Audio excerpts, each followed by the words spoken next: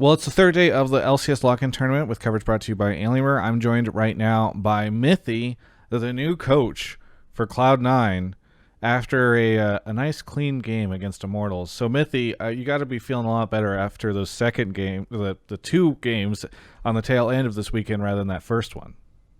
Yeah, definitely. I mean, we did play like a bit harder to execute comp on the first day.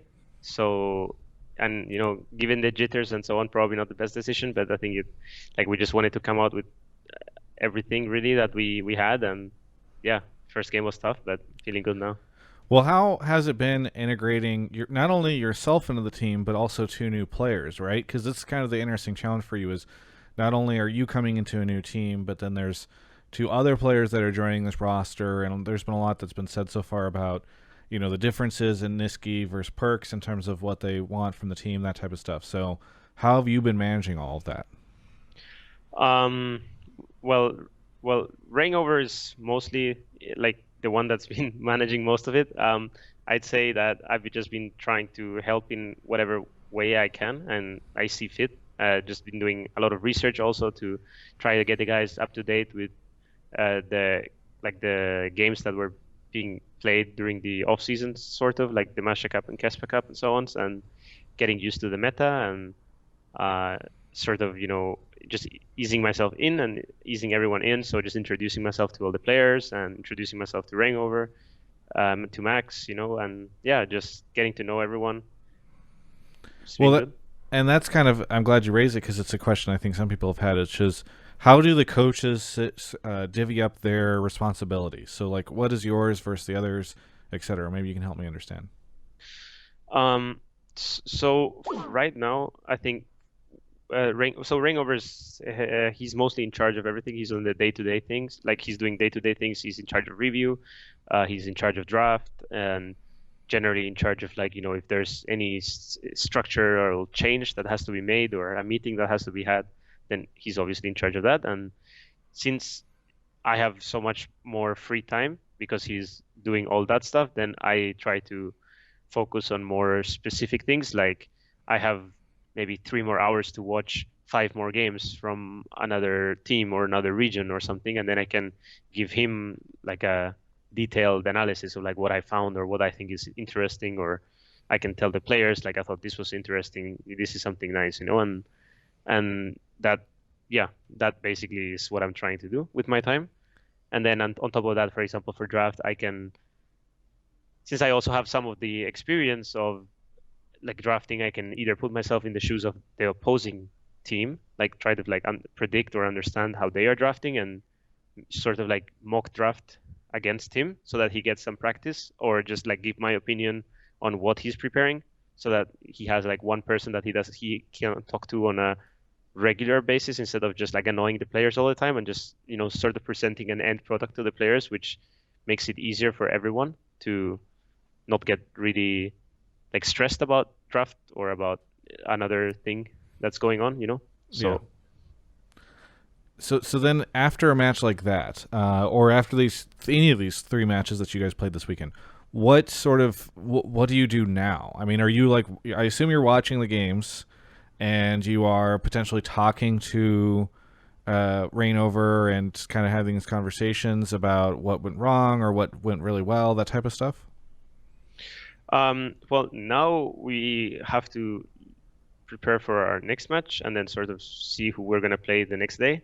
So Yeah. we just have to just watch the games of, like I have to watch the games of the teams that are playing in our group to like get an understanding of like who we're gonna be facing later on. I don't know. I'm actually not even sure if it's our group or if it's the opposing group. So I'll Yeah, probably yeah. have to watch the opposing group, right? Like I'm saying it all wrong, but you get my point, right? Like I just have to now watch the other teams and be like, okay, when we're playing against this team, we already have an idea of like sort of who they are and what they want to do, and yeah, just go from there. Well, taking a step back from sort of the mechanics of you coaching for Cloud9, you and I have not had a chance to talk since you joined Cloud9. So, what was the offseason like, and why did you decide to join up with the team? So after last year, I was like pretty stressed out. I like it was really hard for me because I joined in as the only coach, which is something that I wanted. Like I chose that. Like Fnatic decided that they wanted to, like they asked me to get someone else, but I really wanted to like just get in there and figure out what my strengths and weaknesses were, and then just sort of build on that. And yeah, at the end of the year, Fnatic said they wanted to go into another direction, and I was like, okay, well, I sort of know now what my strengths and weaknesses are, but I just want to take a step back and see how other people are doing it, how other teams are doing it, and just give my experience a little bit in. And I've also felt like I never really had a like not really it's not like a break, but like just like a step back from the pressure, like just being in the front lines, if that makes sense. Yes, yeah. Even though I'm in sort of in the front lines, but But you're in a um, more supportive role, I guess. exactly, Than, yeah. yeah. I just sort of wanted to like just be around, help with whatever I can, and not have the urgency of like, oh my God, I'm going on stage with this draft tomorrow or this draft. Like I can't go to sleep because I have to do this or that. But instead, I feel like a bit more. I mean, I'm saying this now, and then maybe in 3 months I'm again, getting all stressed because just that's who I am. But Right. I sort of just wanted to take a supportive role. That was something that I had in my mind, either that or like coach an academy team. And then I had this opportunity to join C9, and I took it. Like it was the best for me. So How much of the opportunity do you think, and how much of your desire to take it, was born out of the Perks and Sven equation? I mean, how much was that a factor? that was like a 50% factor, I'd say.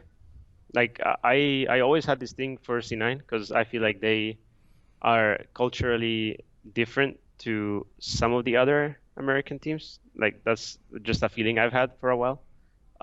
Maybe I'm wrong. Like you know better than me.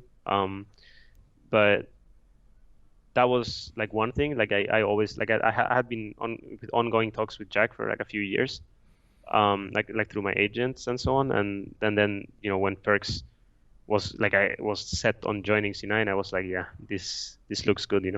Yeah. And so that was it. Did you talk to Perks at all, or Sven, before you made your decision, or was it just sort of like, yep, this is going to happen? No. I mean, of course, we talk, right? Like we've been catching up with each other for many years now, so it was very natural. Nice. What do you think this team can accomplish? Because it's been kind of interesting to see the mixed reactions. I mean, I think most people have Cloud9 as a top team, but there are some people that are approaching it a little bit more skeptically. Like, I don't know if you can just toss Perks into the mid lane and have this team be the best team in North America. Well, I mean, what can I say? Whatever I say now, it doesn't really matter. At the end, it's like what we show, like what the guys show, and how they sort of bond with each other, and like what kind of team we managed to create as a whole, So Yeah. like time will tell. Like that's all. I mean, I really value Perks. I think he's a great leader, and I think he will help everyone else. Like just sort of he will empower everyone else, and I think the culture here will hopefully empower him too to feel comfortable and to do his own thing, which usually works out. So Yeah. It usually works out indeed. Anyway, Mithy, I want to thank you so much for taking the time to talk to me. It's great to have you back in the LCS. I just wish that you and I were hanging out in the studio instead of over comms, because I always appreciate our conversations. how long do you think this is gonna take? I don't know. I mean, if you look at the California cases, they're plateauing, but they're still way, way, way high up. So I feel like it's going to take 4 or 5 months, maybe. Hopefully for summer split, but I don't have any hopes for spring split. Is there anything you want to say to any of the fans out there, the Cloud9 fans or Mithy fans that are happy to see you with the team? Yeah, I mean, thanks for sticking around and supporting us. Hopefully we do everyone proud. Yeah, hopefully the COVID thing, I hope everyone is, healthy and sound, and no one's like having issues, or their acquaintances, is that a word? Yeah. Are all healthy and so on. And if everything goes well, I can eat a steak sometime soon at a restaurant. Yes, I've got a great suggestion for you. There's a great place called Meat on Ocean that's down near the Santa Monica Pier. Fantastic steak. I highly recommend it. Hopefully we can go there. Anyway, thanks so much, Mithy. All right. Thanks so much for the interview. For everyone else, you can check out the rest of my coverage of all things LCS right here on my YouTube channel. Oh, man. I was just watching that interview again after I'd filmed it, and I was thinking to myself, what an amazing interview. The person who conducted that interview definitely deserves more subscribers on his YouTube channel. And yet, so many people don't subscribe because I guess they just hate him. I don't know. It's sad. But you know who does subscribe? Alienware. They subscribe to this channel, and you can subscribe to their amazing products at alienware.com/Travis. There's a link in the description below. You can use Travis10 off Q4 to save 10% or more off your order. Thank you so much to Alienware for subscribing to my channel. And maybe you could too if you haven't yet. That'd be swell.